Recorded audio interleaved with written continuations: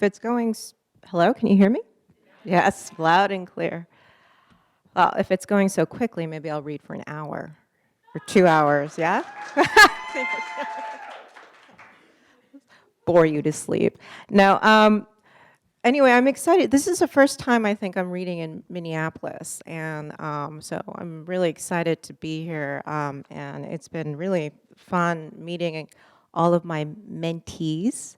Um, I always feel like I'm thinking, when I say mentees, I think of Mentos. They're my Mentos. They're, yes, refresh maker. So I'm thrilled to be here. And I think I will begin with Engine Empire, which is the latest book that has come out. And I'll give a little description of it. As a poet, I like to pretend to be other people. And I also like to write about imagined cities for the most part. Not anymore, but with these last two books I do. And so Engine Empire is a kind of triptych. There are three invented boom towns, and it's sort of set up as past, present, and future. So there's one section that's set in the Old West. The second section is set in sort of present-day industrial China, and the third section is set in the not-so-distant future, very near future.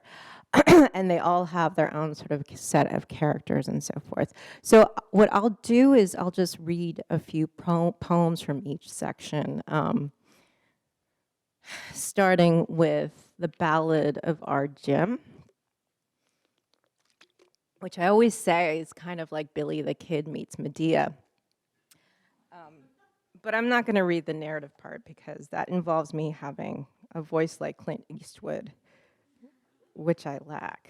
So I was talking about lipograms earlier today, so I'll read a few. This is a form that uses only one vowel. I have to kind of swagger a little bit when I'm reading this. Ballad in A. A Kansan plays cards, calls Marshall a crawdad. That barb lands that rascal a slap. That Kansan jackass scats, camps back at Caballada Ranch. Hangs cack, axe, and camp hat. Kansans nag mad and rants can't bass, can't bacchanal and garland, alas. Can't at last brag and crack law's balls. Kansans cantata rang at that Ramada Ranch. Mañana, Kansan snarls. I'll have an armada and thwart law's brawn, slam law a damn mass warpath.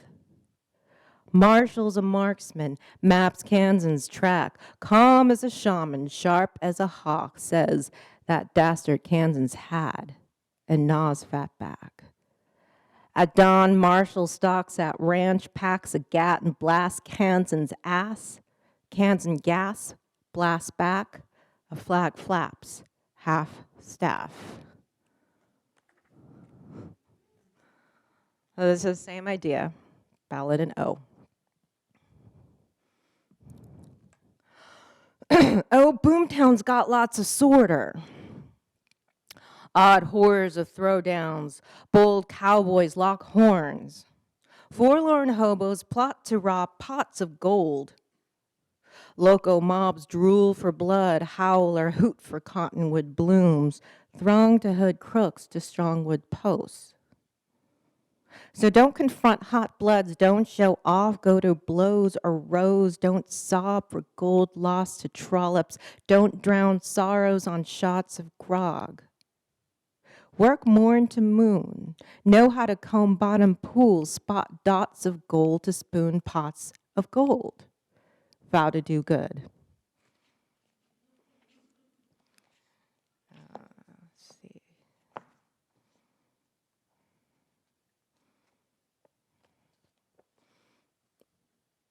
Ballad in I.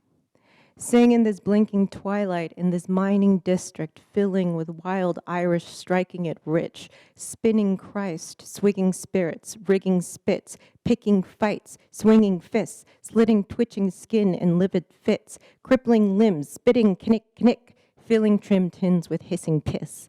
His mind still spiting, knifing with skill, his victimizing intrinsic within his mind, grinding within his skin. Jim sings, I'm tiring, his grim instinct wilting, dispiriting Jim, climbing hills, hilt, drifting Jim, sighing in this lilting, sinking light. So that's it for the Western.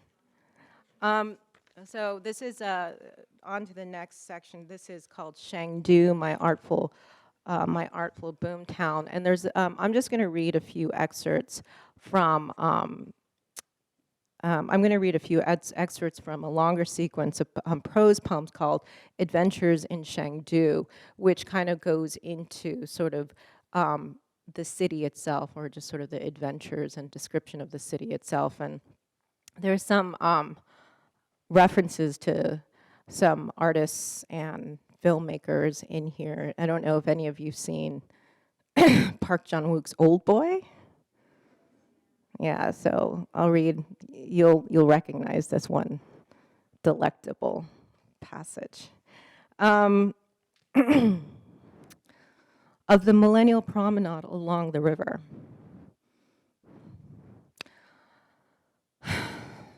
Vendors line the promenade to serve passersby.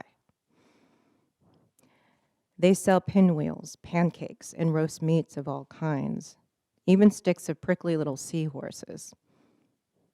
One female vendor keeps peeled apples under her armpit until they are saturated with her scent, and then she sells them so customers can luxuriate in both the scent of fruit and her ripeness. Along the promenade, the rabble is enraptured by the new tower across the river, but the vendors grumble of slow business. Officials installed cameras behind the vendors' umbrella fringes to catch conspirators. Today, there is no drama, so the vendors gossip. It is true that the fried prawn vendor tilted his surveillance camera so it caught nothing but the sun. Officials executed him after they watched the useless footage of a sun bobbing up and down for 100 days.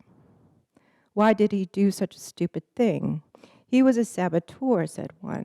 We should all destroy the cameras. Everyone knows about them, and it takes away business. Said a third, it was for personal reasons. He was stupid in love, and his lover walked out on him and the vendor stopped short, for the cameras were recording. Of the old colonial Dutch quarters. When I imagine the city, it is not the city that I want, but the city that I fear. But I too have an obsession. He is one of the painters who works in the Rembrandt factory. He paints 5 Rembrandt self-portrait paintings a day, which I hear are sold to rich townhouses and hotels in a place called Florida. He is renowned as the fastest painter in Chengdu, and he has completed 10,000 Rembrandt self-portraits. In the mornings, I walk past him when he is on a smoke break. Today, I catch him sniffing his hand.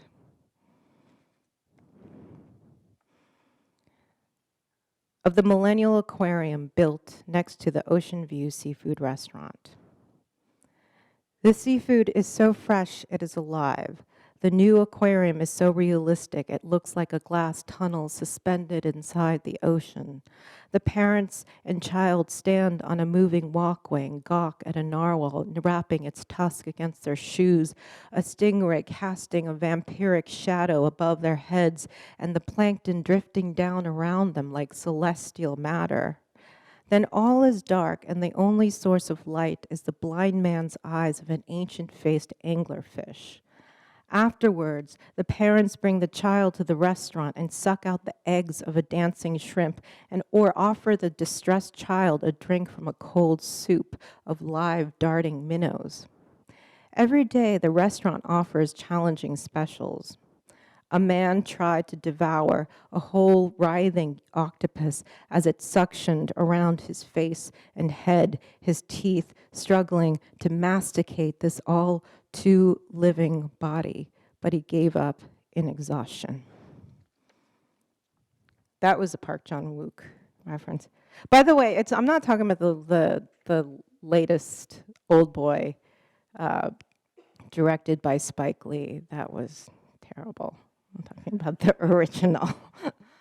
So I'm going to read a couple poems from The World Cloud, which is sort of set in the future. I was talking about, I was having this conversation with some people just the other day about how they're going beyond iPhones and they're trying to make wearable smartphones. Like they're actually developing like an Android watch, a Google watch and stuff, and and they have a Google Glass and so forth. So it's kind of this kind of envisioning of the digital age where all of that, where there are no gadgets or anything. Everything is sort of attached to our consciousness, and everything, reality is just augmented. Google Glass 4.0. So I'll just read a couple poems.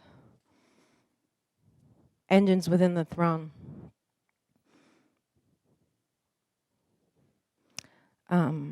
Yeah. We once worked as clerks, scanning mothballed pages into the clouds. All memories outsourced except the fuzzy childhood bits. When I was an undersized girl with a tic. They numbed me with Botox. I was a skin suit of dumb expression, just fingerprints over my shamed. All I wanted was snow to snuff the sunblades to shadow spokes, muffle the drum of freeways, erase the old realism. But this smart snow erases nothing, seeps everywhere. The search engine is inside us. The world is our display.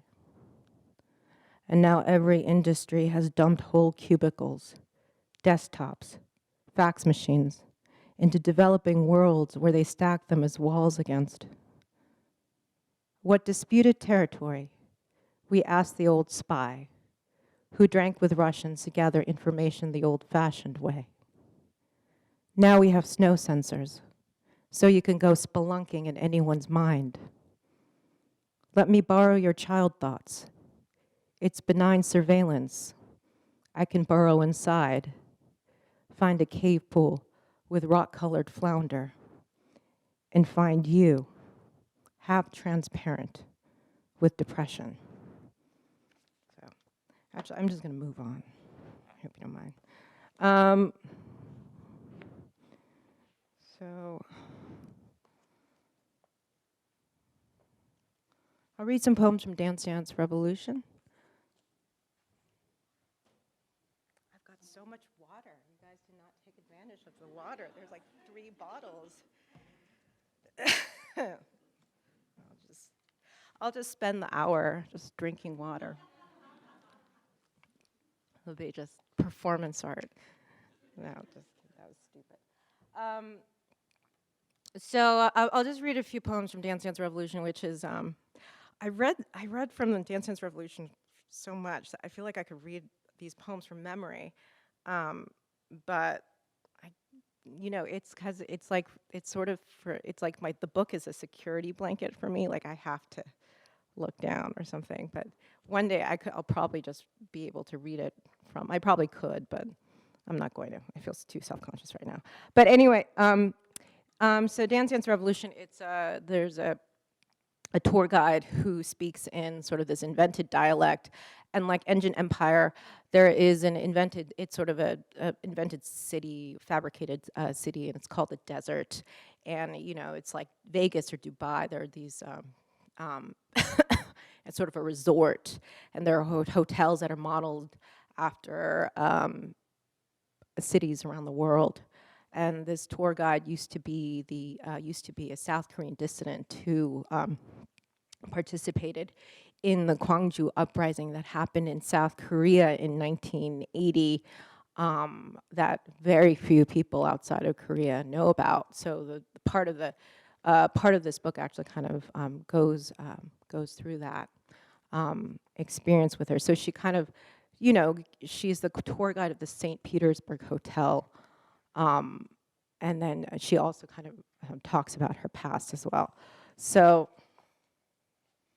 read a few poems from that.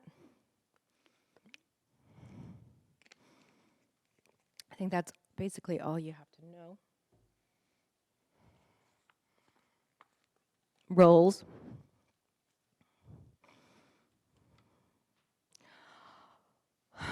Opal o opus. Behold. Neon hibiscus bloom beacons, tan lotion Tanya billboard, she your lucent Virgil, then eyes take over as talky Virgil. Want some tea? Some pelehu? Mine vocation, your vacation. I train my talk box to talk yeppa, as you Americans say, purdy. No goods, only phrases, better the phrase purdier the experience. 20,000 guides here, but I'm number one. Once Helsinkian arrive, I say, I guide, but Helsinkian yap, no. Too many guides. Then I sleep outside, im door, im wake, I say calmly, I guide. The Helsinkians say, God damn it, yeah, okay, guide me. A million light bulbs in desert with clean as latrines in our strobe-lit lobbies since desert non-sin. Each hotel the macosm at any city, Bangkok over here, Paris over there. I speak some Hangugi Finnish, good bit of Latin, Spanish, some total desert Creole, and ever-changing diphthong pendable on my mood. Ibid. Many American dumplings unhinge them, talk holes, ejaculate. Oh, hot diggity, this is the shit. But gut-ripping done to erect polis, we exploit gaggle aborigine to back tundra country banitas. But better to scrape that fact under a history rug, so shh. Oh, tempora. Oh, mores. I used to move around like Inuit looking for sea pelt. Now I'm a double migrant, seated from Korea, seated from America, seated till I seize him the sizable mouthpiece roll. Now let's drive to interior.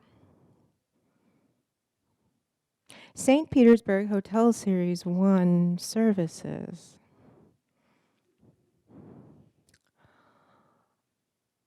Sea radish turret stuck with tumor lights around hotel like glass-blown Ruski castle sans pinko plight, only absolute vodka fountains. Gaggle for drink, 100 ruble, cold cash only. Step up, e molest hammer, e chiclet studded in ruby, e sapphire almost bling, bada bling. Question, no question, prick ear. Coroner, diagnose hotel as king of hotels, cause luxury is every ting. Hear sound speakers sing. I get laid in me escalade, but I first sip glass of crystal, then I whip out me pistol. None worry. No pistol in hotel, only best surgeon fish, e beluga bedtime special. Delicious. But before you tuck in king of waterbed, before you watch pay-per-view, be peripatetic, ye behold snow bears, marry in a ball, or go be roused by molten sauna where babushkas bap your tush with boar bristle switch. No chillins allowed here. Momo? Blood rust has been Windex to amber shine, insurrectors' marauding soul wedded into paper machetes, looted radio back in turtle dove municipal hands. Here, City evening calm, Ignis Ryler's gone. If you want true history, go watch Taylor E. Milner make magic, the more revolutionary than artist. If you dream for Paris Hotel right outside atrium, beyond sand dunes, with form disappear like machinations of human digestion. Sand swirled to other worldland where blankets the weight of human bodies. Tat, pill. No tatting, no pilling here. Sand will be in your eye, only sometime.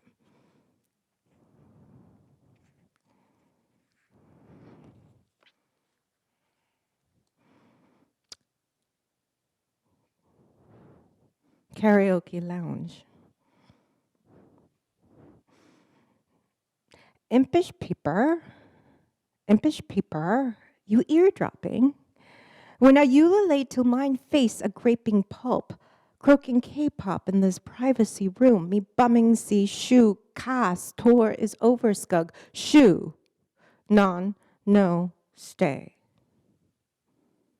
Some sing swallow nightingales, phlegm. Some sing swallow nightingale in agora, but we closet singers in a box, a mic. A grog-sodden salaryman sing, "Oh Lord, no harem, just meself he keens," till he lurch into him mic with no invocatory might, him lungs raisined like him balls, he sleeping, dreaming of Tonga or tigers in red wither. We sing solo, tone deaf, gargle a bobble, it pops, dead o' night, anon, Sinatra canon. Ask a ballad bloom in room, then buzzers stop. So you want to hear mine story about mine domus, about Sa. Mine mother, rest her soul, sang for all, lung, a fireplace breather, bronchial tree aflame, till she spit a blood wad. She sang pansori, one beat drum, a cobell, whole day, a story sung. Ari, epic song lasting 2, 3, 4 day.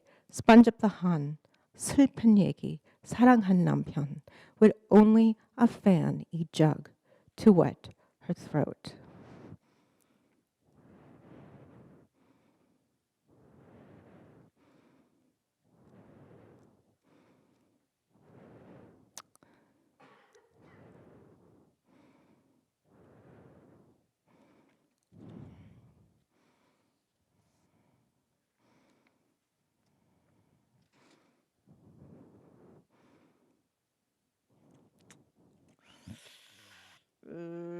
Sorry. Okay, here's a short one. Dance hall song for when you're in the mood. She is swift firecat, brisson she fi. She a clean rifle in bombo red car. She give me agony, hind a meat shed. She nuzzle me piz, I nick her bat. She a illy whacker, she swipe me cash. She a kingpin, she sing order the keys. She a keen song, summer sound sea. That was supposed to be dirty. You couldn't tell. And I'll end with I'll read one more from Dance Dance Revolution, and then I'll end with a new one.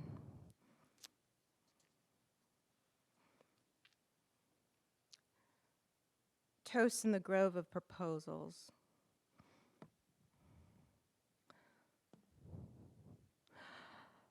Lo, brandied man in rabbinical cape, dab rosy musk and goy's gossamy nape. Ibrasi Brahmin papoosed in sari saffron sheet, swoon by fair waspian in wingtip feet. Let's toast a bountiful gene pool to intramarry couple breeding beige population. Lo, Union o husky Ontarian e teacup-sized Tibetan, wreath in honeysuckle e dew-studded bracken. Lo, Union o Cameroon groom kissing Gaelic gammon's cheek and miscegenating a more them seem to reek. Let's toast to bountiful gene pool to intramarry couple breeding beige population. Clap away, Greek chorus, so gay, sashame crowd. Clap away, chatty flackman, e prenup hackman. Bind forth, ruby-lined pachyderms who trundle here proud. Bind forth, mothers who nag for proposal enactment. Let's toast to bountiful gene pool, to intramarry couple breeding beige population. Yay, to a beige population. I'm pregnant right now. I'm having a beige child myself. You know, so I'm happy. So I'm going to end with this one poem. I've been sort of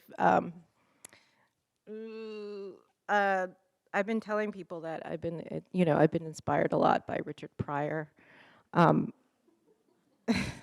not that my poems have been funny at all, but I've been trying to write poems that are a little bit more kind of personal and more kind of directly confronting race and in different ways. And usually, like, I think poets, if there is sort of a traditional trajectory, poets tend to go from the personal outward, whereas I feel like I'm kind of going from outward inward.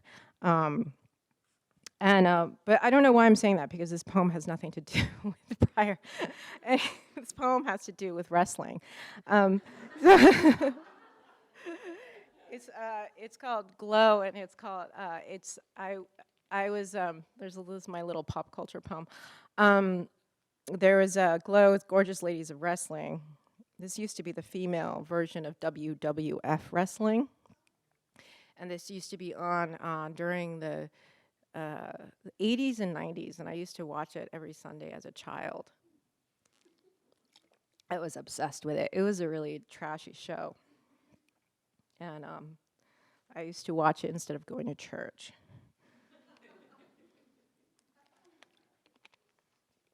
So on with this, Chloe.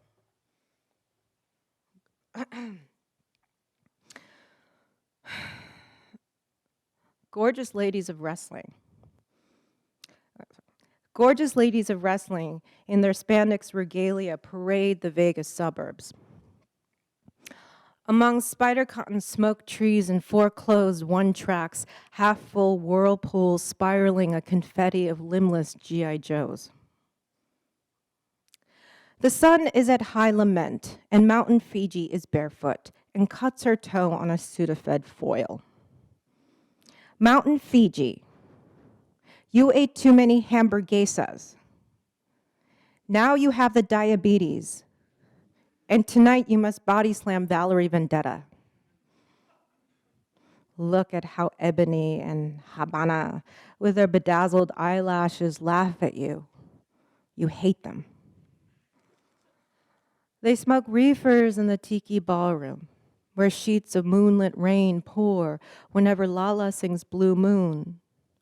But the moon never comes, though sadness always does, like Palestina in her hijab and her ammo camo bikini. She's always supposed to lose to Hadar the brain, who is the good one. When you made love to Palestina, a sob was stuck in your throat, and that sob remained in your throat, an itching nest that threatened your sinus. You need a good cry like a good sneeze, and you keep shuddering your face to make it come.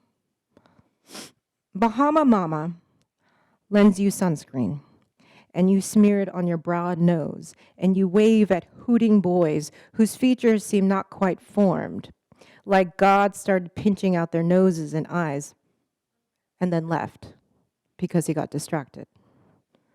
You shrink to the size of Thumbelina on a TV in La Jolla. She never wins. It never comes. I'm always waiting. Thank you.